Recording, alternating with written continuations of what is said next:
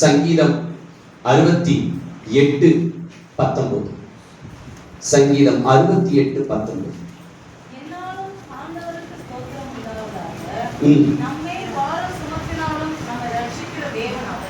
நம்மேல் பாரம் சுமத்தினாலும் ரட்சிக்கிறவர் அவரே. இதுதான் தலைப்பு. பாரம் சுமத்தினாலும் ரட்சிக்கிறவர் அவரே. இந்த வசனத்திலே நாம் பார்க்கிறோம், பாரம் சுமத்தினாலும் ரட்சிக்கிறவர் அவரே.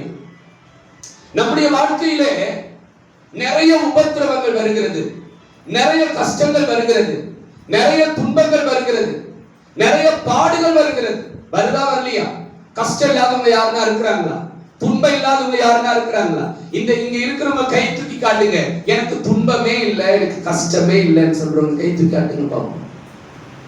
பணம் நிறைய இருக்குதோ இன்னும் துன்பம் மட்டும் எப்படி இருக்குது? நிறைய இருக்கு. ஹல்லேலூயா. வாழ்க்கையில எல்லாருக்கும் துன்பம் இருக்கிறது, வாழ்க்கையில எல்லாருக்கும் போராட்டம் இருக்கிறது, வாழ்க்கையில எல்லாருக்கும் கஷ்டங்கள் இருக்கிறது. பாருங்க, நம்முடைய வாழ்க்கையிலே பல நேரங்களிலே அதிகமாக குடும்ப பிரச்சனைகள், கடன் பிரச்சனைகள், நோய்கள், மன அழுத்தம், தோல்விகள், இதெல்லாம் ஒரு சுமைதான், இதெல்லாம் ஒரு பாரம் தான். இது ஏன் வருது? வாழ்க்கையில ஆண்டவர் அனுமதி இல்லாம வருதா? எதுக்காக தேவன் அனுமதிக்கிறாரு? இந்த துன்பத்தின் மத்தியில நீங்க எப்படி இருக்கிறீங்க? இந்த போராட்டத்தின் மத்தியில எப்படி இருக்கிறீங்க? சொல்லுங்க. இந்த கஷ்டத்தின் மத்தியில எப்படி இருக்கிறீங்க? இந்த கண்ணீரின் பாதையில எப்படி இருக்கிறீங்க? உங்க மனநிலை எப்படி இருக்கிறது என்பதை நீங்கள் சற்று யோசித்து பார்க்க வேண்டும்.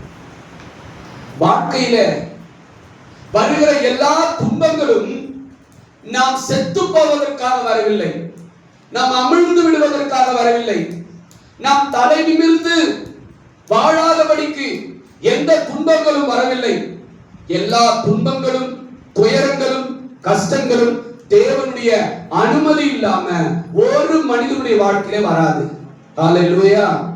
ஒரு துன்பத்துக்கு பின்பதாக தேவன் ஒரு பெரிய திட்டம் வைத்திருக்கிறார். புரியுதா என்ன பேசுறேன்னு? முக்கியமா என்ன அப்படின்னு பாத்தீங்கன்னு சொன்னா, துன்பங்கள் வருவதற்கு காரணம் என்ன, இதைதான் நம்ம பார்க்க போறோம். கஷ்டங்கள் வருவதற்கு காரணம் என்ன? எதற்காக என்னுடைய வாழ்க்கையிலே துன்பங்கள் வருகிறது? எதற்காக என்னுடைய வாழ்க்கையிலே வியாதி அனுமதிக்கப்படுகிறது? எதற்காக என் வாழ்க்கையிலே பலவிதமான பிரச்சனைகள், தோல்விகள், மன அழுத்தங்கள் உருவாகி கொண்டிருக்கிறது? ஏன் வருகிறது என்பதை குறித்து தான் இன்றைக்கு நாம் பார்க்க போகிறோம். இதுக்கெல்லாம் பின்னாடி தேவனுடைய ஒரு பெரிய திட்டம் இருக்கிறது. ஒரு துன்பம் வருதா, அதுக்கு பின்னாடி தேவன் ஒரு பெரிய திட்டம் வச்சிருக்காரு. எந்த ஒரு காரியத்தை செய்தாலும் அதுக்கு பின்பதாக தேவன் ஒரு திட்டம் வச்சுதான் அந்த பிரச்சனை என்ன பண்ணுவார்? உங்களுக்கு அனுமதிப்பார். புரியுதா நான் என்ன பேசுறேன்னு? புரியுதா உங்களுக்கு? ஒரு போராட்டம் வருதா, அதுக்கு பின்னாடி தேவன் ஒரு சித்தம் இருக்கும், அவருடைய அனாதி தீர்மானம் இருக்கிறது. சரி, நம்முடைய வாழ்க்கையில வரக்கூடியதான துன்பங்கள், போராட்டங்கள், பிரச்சனைகளுக்கும் தேவனுக்கும் சம்பந்தம் இருக்கா? வருகிறதான போராட்டங்களுக்கும் தேவனுக்கும் சம்பந்தம் இருக்கான்றதை நம்ம பார்க்க போறோம். வரக்கூடிய துன்பங்களை குறித்து வேதம் என்ன சொல்லுகிறது? துன்பம் வருகிற நேரத்திலே நாம் எப்படி இருக்க வேண்டும் என்று வேதம் சொல்லுகிறது. ஒரு வசனத்தை வாசிக்கலாம். 1 தெசலோனிக்கேயர் 3ஆம் அதிகாரம் 3வது வசனத்தை வாசிங்க. 1 தெசலோனிக்கேயர் 3ஆம் அதிகாரம் 3வது வசனம். உபத்திரவங்களை சகிக்க நாம் நியமிக்கப்பட்டிருக்கிறோம். கவனிங்களேன், உபத்திரவங்களை சகிக்க நாம் நியமிக்கப்பட்டிருக்கிறோம். சகிச்சுதான் ஆகணும், போராட்டங்களை சகிச்சுதான் ஆகணும், கண்ணீரின் வாழ்க்கையை சகிச்சுதான் ஆகணும். நம்ம யாரும் எஸ்கேப் ஆக முடியாது. துன்பத்திலிருந்து எஸ்கேப் ஆகணும், போராட்டத்திலிருந்து எஸ்கேப் ஆகணும்னா முடியாது. அதுக்கு தான் நம்ம என்ன செய்யப்பட்டிருக்கிறோமா? நியமிக்கப்பட்டிருக்கிறோம். நீ துன்பத்தை சகிக்க வேண்டும், நீ போராட்டத்தை சகிக்க வேண்டும், அந்த கண்ணீரின் பாதையிலே போக வேண்டும் என்று சொல்லி தேவன் என்ன செய்திருக்கிறார்? நமக்கு என்ன பண்ணியிருக்கிறாரா? நியமித்திருக்கிறார். எனக்கு வரக்கூடாது, எனக்கு துன்பம் வரக்கூடாது, எனக்கு பிரச்சனை வரக்கூடாது, எனக்கு கஷ்டம் வரக்கூடாதுன்னு என்ன பண்ண முடியாது? நீங்க என்னமா பண்ணக்கூடாது? சொல்லக்கூடாது. எனக்கு கஷ்டம் வரக்கூடாதுன்னு சொல்லக்கூடாது. நான் கஷ்டத்தை என்னால தாங்க முடியலன்னு சொல்லக்கூடாது. தேவன் நமக்கு நியமிக்கப்பட்ட பாதை அந்த பாதை. பாரம் சுமத்தினாலும் பாரம் நமக்கு சுமத்தப்படுகிறது என்று சொன்னால் அந்த பாதை நமக்கு நியமிக்கப்பட்டிருக்கிறது. அந்த பாதையில தான் என்ன பண்ணணும்? நம்ம எல்லாருமே போக வேண்டும். யோவான் 16:33 வசனத்தை வாசிங்க. 16:33. உலகத்தில் உங்களுக்கு உபத்திரவம் உண்டு. முதலாவது பார்த்தோம், துன்பத்தின் பாதை என்பது நமக்கு நியமிக்கப்பட்ட ஓட்டம். துன்பத்தை அனுபவிக்க வேண்டும் என்று சொல்லி நமக்கு என்ன செய்யப்பட்டிருக்கிறது? நியமிக்கப்பட்டிருக்கிறது. இரண்டாவது, உலகத்துல நமக்கு என்ன இருக்கா? உலகத்துல என்ன உண்டு? உபத்திரவம் உண்டு. உபத்திரவம் இல்லாத இந்த உலகம் இல்ல. எல்லா மனுஷனுக்கும் என்ன இருக்கு? இந்த உலகத்துல உபத்திரவப்படாதவங்க யாருன்னா இருக்காங்களா? கஷ்டப்படாதவங்க யாருன்னா இருக்கிறாங்களா? வேதனை அனுபவிக்காதவங்க யாருன்னா இருக்கிறாங்களா? எல்லா மனிதனுக்கும் துன்பம் உண்டு. எல்லா மனிதனுக்கும் துயரம் உண்டு. எல்லா மனிதனுடைய வாழ்க்கையிலும் கஷ்டங்கள் உண்டு. இந்த உலகத்துல நம்ம எல்லாருக்கும் என்ன உண்டு? துன்பம் உண்டு. அந்த பாதையில என்ன பண்ணி ஆகணும்? நம்ம போய்தான் ஆகணும். நமக்கு நியமிக்கப்பட்டிருக்கிறது. அப்போஸ்தலர் 14:22 வசனத்தை வாசிங்க. பாருங்க, அநேக உபத்திரவத்தின் வழியாய் தேவனுடைய ராஜ்யத்தில் பிரவேசிக்கணும்னு நியமிக்கப்பட்டிருக்கு. சீஷர்களுக்கு பவுல் சொல்றாரு, நம்ம அநேக உபத்திரவங்கள் வழியாக எங்க போக முடியுமா? உபத்திரவமே இல்லாத பரலோகத்துக்கு போக முடியாது. நம்முடைய வாழ்க்கையில உபத்திரவங்களை அனுபவித்து தான் ஆக வேண்டும். துன்பங்களை அனுபவிக்க வேண்டும். கஷ்டங்களை அனுபவிக்க வேண்டும். அந்த வழியாக எங்க போக முடியுமா? தேவனுடைய ராஜ்யத்தில் நம்ம பிரவேசிக்க முடியும். இதெல்லாம் நான் எதுக்கு சொல்றேன்னா, உபத்திரவம் என்பது நமக்கு நியமிக்கப்பட்டிருக்கிறது. இந்த உலகத்துல உபத்திரவம் உண்டு. உபத்திரவத்தின் வழியாகத்தான் பரலோக ராஜ்யத்துக்கு என்ன பண்ண முடியும்? சொல்லுங்க எல்லாரும். நீங்க துன்பத்தை குறித்ததான ஒரு அறிவு உங்களுக்கு வர வேண்டும். பிரச்சனைகளை குறித்த, போராட்டங்களை குறித்த ஒரு எண்ணம் வரணும். துன்பம் வரும்போதெல்லாம் உடைச்சு போய் செத்து போனா நல்லா இருக்குமே. உலகத்துல வாழ எனக்கு பிடிக்கல, எதுக்கு இந்த வாழ்க்கை? அப்படியெல்லாம் என்ன பண்றோம்? நேரத்துல நம்ம என்ன பண்றோம்? சொல்றீங்களா சொல்லாம இருக்கிறீங்களா? அப்படி சொல்லக்கூடாதுன்றதுக்காக தான் ஆவியானவர் இந்த வார்த்தையை உங்களுக்கு வெளிப்படுத்துகிறார். இந்த துன்பத்தை என்னால தாங்க முடியல, நான் செத்து போனா நல்லா இருக்கும். இந்த பிரச்சனையை என்னால தாங்க முடியல, நான் செத்து போனா நல்லா இருக்கும். எதுக்கு இந்த வாழ்க்கை? எதுக்கு இந்த உயிர்னு சொல்லி நிறைய நேரத்துல நம்ம என்ன செய்யறோம்னா, புலம்புறோம், கத்துறோம், கண்ணீர் விடுறோம். வியாதியை குறித்து, கடன் பிரச்சனையை குறித்து, மன அழுத்தங்களை குறித்து நிறைய நேரத்துல நம்ம மனசு துன்பத்தை தாங்க முடியாம எதுக்கு இந்த வாழ்க்கைன்னு சொல்லி நம்மை நாமே மாற்றிக் கொள்வதற்கு கூட சில நேரம் துணிந்து விடுகிறோம். அப்படிப்பட்ட ஒரு எண்ணம் வரக்கூடாதுன்றதுனாலதான் இன்னைக்கு 1 பேதுரு 4:12 321 பக்கம். பிரியமானவர்களே, உங்களை சோதிக்கும்படி உங்கள் நடுவில் பற்றி எரிகிற அக்கினியை குறித்து புதுமை என்று திகையாமல் கிறிஸ்துவின் மகிமை வெளிப்படும் போது களி கூர்ந்து மகிழும்படியாக. பாருங்க, புதுமை என்று நினைக்க கூடாது. எதை புதுமை நினைக்க கூடாது? வேதாகமத்தில் இருக்கக்கூடிய அநேக பரிசுத்தவான்கள் அந்த துன்பத்தின் பாதையில தான் போயிருக்கிறாங்க. இயேசு கிறிஸ்துவை எடுத்துக்கோங்க. நம்முடைய மகாராஜன் இயேசு அந்த துன்பத்தின் பாதையில, அந்த பாடுகளின் பாதையில தான் பரலோகத்துக்கு போனாரு. இன்னைக்கு ராஜாதி ராஜாவா இருக்கிறார். புதுசா பார்க்காதீங்க. எனக்கு மட்டும் ஏன் இந்த கஷ்டம்? நிறைய பேர் என்ன சொல்லுவாங்க? எனக்கு மட்டுமா இந்த துன்பம்? புதுசா பார்க்காதீங்க. எப்படி பார்க்க கூடாதா? சொல்லுமா? பக்கத்துல பார்த்து சொல்லுங்க. துன்பத்தை புதுசா பார்க்காதீங்க. பக்கத்துல பார்த்து சொல்லுங்க. துன்பங்களை புதுசா பார்க்காதீங்க. இதெல்லாம் புதுசு கிடையாது. பைபிள் காலத்திலிருந்து, வேதம் உருவான காலத்திலிருந்து, கிறிஸ்தவம் உருவான காலத்திலிருந்து இதெல்லாம் பழகி போன ஒண்ணு. நம்முடைய அப்போஸ்தலர்கள் எல்லாம், சீஷர்கள் எல்லாம் துன்பத்தை பார்த்து பயப்படாத தைரியமா நிற்பாங்க. துன்பத்தை கண்டு பயப்படல. தீயில போட்டாங்க, பயப்படல. சிங்க கவியில போட்டாங்க, பயப்படல. பவுலையும் சீலாவையும் சிறைச்சாலையில அடைச்சாங்க, கைகளிலும் கால்களிலும் தோடு மரத்துல மாட்டினாங்க, பயப்படல. இதெல்லாம் புதுசு கிடையாது நமக்கு. எத்தனை போராட்டங்களை தாங்கினவங்க. பவுல் சொல்றாரு, பசியோ பட்டினியோ நிர்வாணமோ நாசமோசமோ கிறிஸ்துவின் அன்பை விட்டு என்னை பிரிக்க. அதுதான் பரலோக வழி. துன்பமே இருக்க கூடாதுன்னா எங்கெங்க போக முடியும்? நம்ம துன்பம் இல்லாத உலகம் பரலோகத்துல தான் இருக்கு.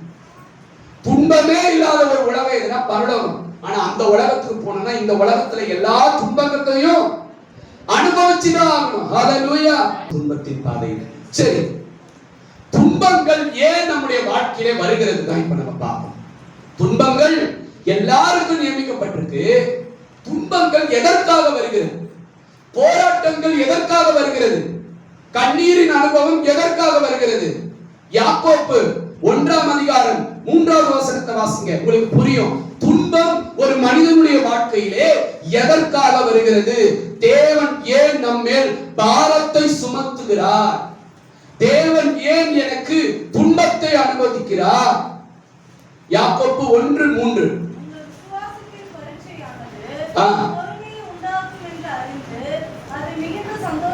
பொறுமையை உண்டாக்குகிறது. துன்பம் ஒரு மனிதனுடைய வாழ்க்கையிலே இந்த வசனம் என்ன சொல்லுகிறதா? சொல்லுங்க. பொறுமையை கொடுக்கிறது. நீ பொறுமையா மாறணும் அப்படின்னா உனக்கு துன்பம் ரொம்ப அவசியம். என்ன அவசியம்? நீ பொறுமைசாலியா மாறணுமா? பொறுமை பொறுமை பொறுமை. வாழ்க்கையில நீ எந்த அளவுக்கு துன்பப்படுகிறாயோ அந்த அளவுக்கு நீ பொறுமையை கற்றுக்கொள்கிறாய். துன்பப்படுறவங்களால மட்டும்தான் பொறுமையா இருக்க முடியும். என் வாழ்க்கையில எல்லாம் நான் நிறைய பொறுமை, சில விஷயங்களை நான் பொறுமையை கத்துக்கிறதுக்கு ஒரே ஒரு இடம்னா துன்பம் தான், பிரச்சனை தான், கஷ்டம் தான். எனக்கு ரொம்ப அமைதியா இருப்பேன். சில பிரச்சனை எல்லாம் வந்துருச்சுன்னா என்ன பண்றது? அமைதியா இருக்கிறது. ஏன்னா அந்த துன்பங்கள் தான் நமக்கு என்ன கற்றுக் கொடுக்குது? சொல்லுங்க. அமைதியை கற்றுக் கொடுக்கிறது. 1 பேதுரு 2:20 கூட நீங்க வாசிங்களேன். 1 பேதுரு 2:20. அதுக்கான தண்டனை நான் அனுபவிக்கணும். அதுக்கான சில துன்பங்களை நான் பொறுமையா சகிச்சுக்கிறேன். அது பலன் இல்லை. நீ தப்பு பண்ண அதுல நான் பொறுமையா இருக்கிறேன், என்ன பிரயோஜனம் இருக்கா? ஆனா தப்பு செய்யாம ஒருத்தவங்க மேல வீண் பழியை சுமத்துறாங்க, தப்பு செய்யாம ஒருத்தவங்க உன்னை தவறா பேசுறாங்க, தப்பு செய்யாம உன்னை ஒருத்தவங்க நிந்திக்கிறாங்கன்னு போது அந்த இடத்துல நீ பொறுமையா இருக்கிற பாத்தீங்களா? அதுதான் நீ பொறுமையை கற்றுக்கொள்கிறாய் என்றார். நம்ம தப்பே செஞ்சிருக்க மாட்டோம். ஆனா எல்லாரும் யார தப்பு சொல்லுவாங்க? உங்க பிள்ளைங்க எதனா தப்பு பண்ணிச்சுன்னா அந்த பழியை யார் மேல போடுவாங்க? அம்மா அப்பா மேல போடுவாங்க. நம்ம பிள்ளைங்க ஏதாச்சும் தப்பு பண்ணியிருக்கோம், அந்த பழியை தூக்கி அம்மா அப்பா மேல போடுவாங்க. 4 பேர் நமக்கு அதுக்கும் சம்பந்தமே இருக்காது. ஆனா அந்த பழியை நான் சுமந்துதான் ஆகணும். அந்த இடத்துல நான் பொறுமையா இருப்பேன். ஏன் இப்படி சொல்ற? ஏன் இப்படி சொல்ல எதிர்க்க கூடாது. துன்பங்கள் நமக்கு எதை கற்றுக் கொடுக்கும்? பொறுமையை கற்றுக் கொடுக்கும். நிறைய துன்பங்களிலே நான் கண்டது பொறுமை. ஆகவே நம்ம தப்பு செய்யாம சில பழி நம்ம மேல விழும், தப்பு செய்யாம சில காரியங்கள் நம்ம மேல வீசப்படும். அந்த இடத்திலே நான் பொறுமையா இருக்கும் போது தேவன் நிச்சயமாகவே நம்ம அத்தனை பேரை குறித்து அவர் சந்தோஷப்படுகிறார். இரண்டாவதாக எனக்கு ஏன் துன்பங்கள் கொடுக்கப்படுகிறது என்று சொன்னால் 2 தீமோத்தேயு 2:12 வாசிங்க. இரண்டாவதாக நம்ம பார்க்கலாம். 2 தீமோத்தேயு 2. அவரோடு கூட பாடுகளை சகிப்போமானால் அவரோடு கூட ஆளுகை செய்வோம். ஆளுகை என்ன சொல்லுங்க? ஆட்சியிலும் பங்கு, அதிகாரத்திலும் பங்கு. கேள்விப்பட்டிருக்கீங்களா அந்த வார்த்தைய? ஆட்சியிலும் பங்கு, அதிகாரத்திலும் பங்கு. சொன்னவர் யாரு? அதே போலதான் இயேசு உங்களுக்கு ஒரு அதிகாரத்தை கொடுக்கிறாரு. என்ன அதிகாரம்னா, என் கூட நீயும் ஆளுகை செய்வன்னு சொல்ற. நான் மட்டும் சிஎம் சீட்ல உட்கார மாட்டேன், அமைச்சர் சீட்ல உங்களால என்ன பண்ண போறேன்? நானு உங்களெல்லாம் என்ன பண்ண போறேன்? இதுக்கு படிப்பு தேவையில்லை. உபத்திரவத்தை சகிக்கிறவர்களுக்கு தான் பரலோகத்துல அந்த அமைச்சர் சீட்டு காத்துக்கிட்டு இருக்கு. ஒரு சாதாரண ஒரு மனிதரே ஒரு அதிகாரத்துல ஒரு பங்கு கொடுக்கிறாருன்னு சொன்னா அவருக்காக உபத்திரவப்பட்டு நெருக்கப்பட்டு அவமானப்பட்டு விசுவாசத்தை விடாம அவர் மேல வைராக்கியமா இருக்கிறீங்களே, உங்களை கர்த்தர் விடுவாரா? பரலோகத்துல நமக்கு என்ன வைத்திருக்கிறார் சொல்லுங்க? ஒரு மிகப்பெரிய பதவியை வைத்திருக்கிறார். இன்னும் இந்த வசனம் இன்னும் கொஞ்சம் விளக்கமா சொல்லுது. மத்தேயு 19ஆம் அதிகாரம் 28வது வசனத்துல உங்களுக்கு என்ன சீட்டு காத்துட்டு இருக்குன்னு கொஞ்சம் பாருங்க. மத்தேயு 19ஆம் அதிகாரம் 28வது வசனம். அதற்கு இயேசு, மனுஷன்ம காலத்திலே மனுஷகுமாரன் தம்முடைய மகிமையுள்ள சிங்காசனத்தின் மேல் வீற்றிருக்கும்போது என்னை பின்பற்றின நீங்களும் இஸ்ரவேலின் 12 கோத்திரங்களையும் நியாயம் தீர்க்கிறவர்களாக 12 சிங்காசனங்கள் மேல் வீற்றிருப்பீர்கள் என்று மெய்யாகவே உங்களுக்கு சொல்லுகிறேன். உங்களுக்கு என்ன ஆண்டவர் ஆயத்தம் பண்ணி வச்சிருக்கிறார்? 12 கோத்திரங்களை நியாயம் தீர்க்கிற 12 சிங்காசனத்தை கர்த்தர் அமைத்து வைத்திருக்கிறார். ஹalleluya. இப்படி இது எங்க நடக்கும்? என்ன தெரியுமா செய்வாங்க? துன்பம் வரும்பொழுது ஆண்டவரை விட்டு விலகிடுவாங்க. கஷ்டம் வரும்பொழுது விலகிடுவாங்க. துன்பங்களை அனுபவிக்கும் பொழுது ஆண்டவர் மறந்து போயிடுவாங்க. அப்படி இருக்க கூடாது. ஆண்டவர் என்ன என் ஜெபத்தை கேட்டார், என்ன எனக்கு ஆசீர்வாதம் கொடுத்தார். 38 வருஷம். எத்தனை வருஷம் காத்திருந்தாரு சொல்லுங்க? அவர் விலகி போனாரா ஆண்டவரை விட்டு? பெதஸ்தாவை விட்டு போனாரா? பெதஸ்தா படத்துல நேத்து வந்தவங்களா இறங்கி சுகமாயி போயிட்டாங்களே. பெதஸ்தா படத்துல இறங்கி இப்பதான் வந்தான், சுகமாயி போயிட்டான். வந்தான், டக்குன்னு குதிச்சுட்டா, நல்லாயி போயிட்டான். ஆனா நான் எத்தனை வருஷம் இருக்கிறேன் சொல்லுங்க? 38 வருஷம் அந்த பெதஸ்தாவையே நம்பி எத்தனை அவமானம் வந்திருக்கோம், எத்தனை கஷ்டம் வந்திருக்கோம். விசுவாசத்தை விட்டு விலகாம இருந்ததுனால தாங்க இயேசுவே தேடி வந்து அந்த பெதஸ்தாவை தேடி வந்து என்ன செய்தாரு? அற்புதம் செஞ்சாரு.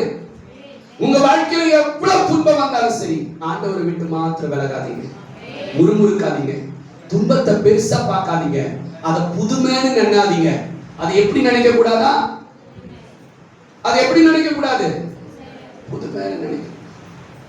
துன்பங்கள் என்பது ஏன் வருது? நமக்கு பொறுமையை கொடுப்பதற்காக வருகிறது.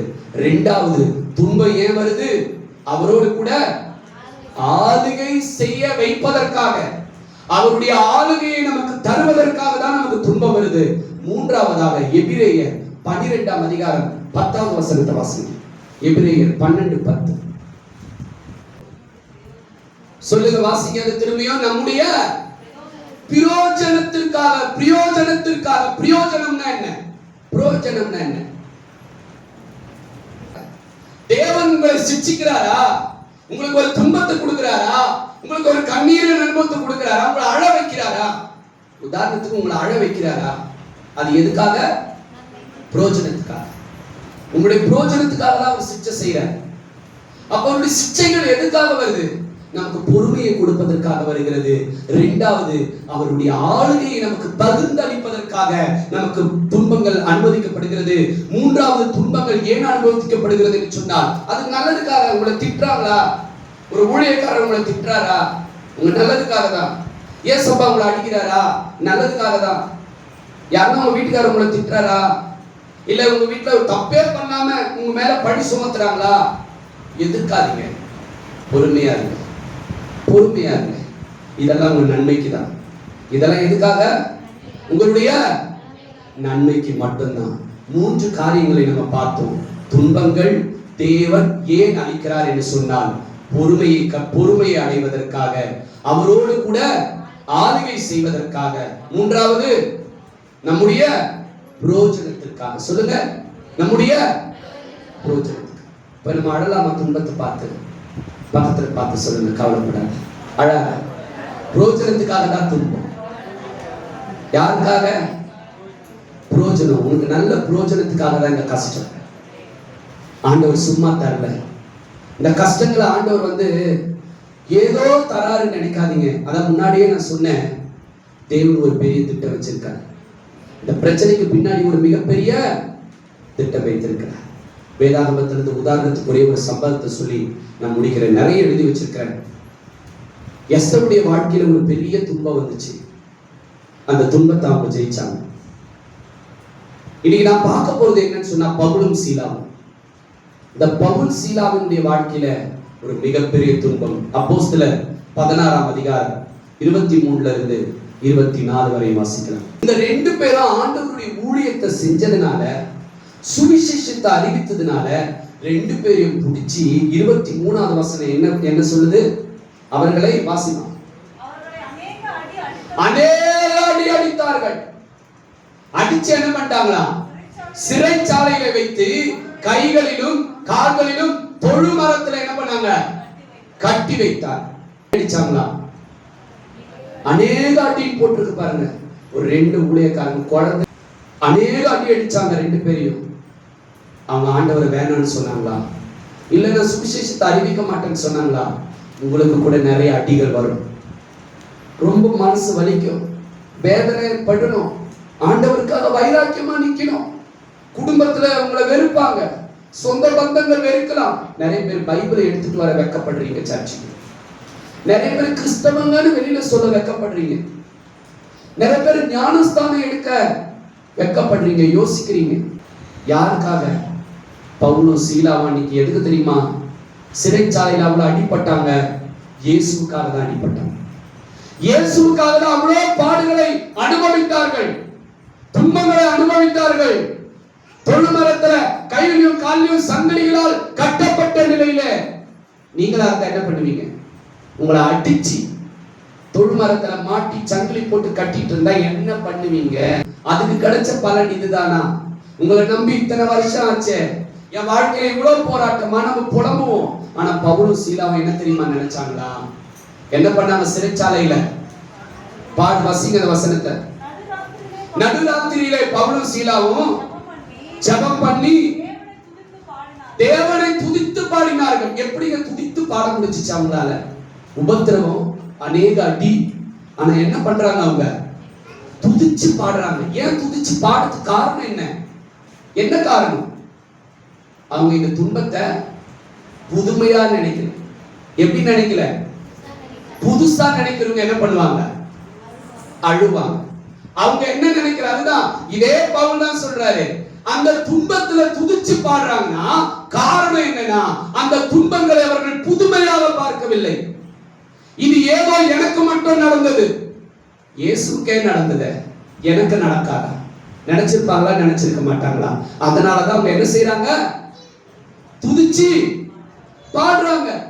இயேசுக்கே சிலுவையில 39 சாட்டாடி விழுந்துச்சு, கையில ஆணி அடிச்சாங்களே, எனக்கு இது புதுசா? அப்படி நினைக்கணும். நீங்க ஒரு கஷ்டம் வரும்போதெல்லாம் என்ன நினைக்கணும்? என்ன நினைக்கணும்? இயேசுவே அனுபவிச்சாங்க, நான் அனுபவிக்கிறதுக்கு என்ன? புதுசா பாத்தீங்கன்னா உட்கார்ந்து அழுவீங்க. இது புதுசா பார்க்காதீங்க. இது எல்லாம் என்னதான்? பழசு. இது எல்லாம் என்ன? துன்பம் என்பது புதுசு இல்ல, அது எல்லாருக்கும் பழசு, பழகி போனதா இருக்கும். எப்படி இருக்கணும் சொல்லுங்க? நமக்கு எவ்வளவு துன்பம் வந்தாலும் தைரியமா இருக்கணும். ஹல்லேலூயா. துதிச்சு பாடினாங்க. என்ன நடந்தது? துதிச்சு பாடினதுக்கு அப்புறம் என்ன நடந்தது? சிறைச்சாலை அஸ்திபாரமே என்ன செய்தது? அசைந்தது, அசைந்தது, அதிர்ந்தது. பூமி அதிர்ச்சியே வந்துருச்சு. துன்பத்தின் மத்தியில நீங்க பாடுற பாட்டு, நீங்க செய்யற ஜெபம் ஒரு பெரிய எழுப்புதலை கொடுக்கும் தேசத்துல. துன்பத்தின் நடுவில் உங்க குடும்பத்துல பாடுங்க, அழாதீங்க. உட்கார்ந்துட்டு வியாதிக்கா உட்கார்ந்துட்டு அழாதீங்க, பாட்டு பாடி ஜெபம் பண்ணுங்க, நல்லா துதிங்க. ஏன் அழறீங்க? அதை ஏன் புதுசா பாக்குறீங்க? ஹல்லேலூயா. யார்கிட்ட சொல்லி என்ன ஆகுது? ஒண்ணு ஆகாது, அவ்வளவுதான். ஆகவே தேவனுடைய பிள்ளைகளே, நம்முடைய வாழ்க்கையில தேவன் பாரத்தை சுமத்துகிறார் என்று சொன்னால் அது புதுமை அல்ல. எல்லாரும் அந்த பாதையில போகும். எதுக்கு எடுத்தாலும் ஐயோ முடியலையே, ஐயோ முடியலையே, ஐயோ நொண்டி வலிக்குதே, ஐயோ தலை வலிக்குதே அப்படின்னு சொல்லக்கூடாது. எல்லாரும் இந்த பாதையில சொல்லுங்க, போய்தான். சிலுவையை சுமந்துதான் போகணும்னு இருந்தா சிலுவையை சுமந்துதான் போகணும். எதுக்காக வருது இந்த பாடுகள்? இந்த உபத்திரவம் எதுக்காக வருது? எனக்கு பொறுமையை கற்றுக் கொடுக்க வருகிறது. இரண்டாவது, இயேசுவோடு பரலோகத்துல நான் என்ன செய்ய போறேன் சொல்லுங்க?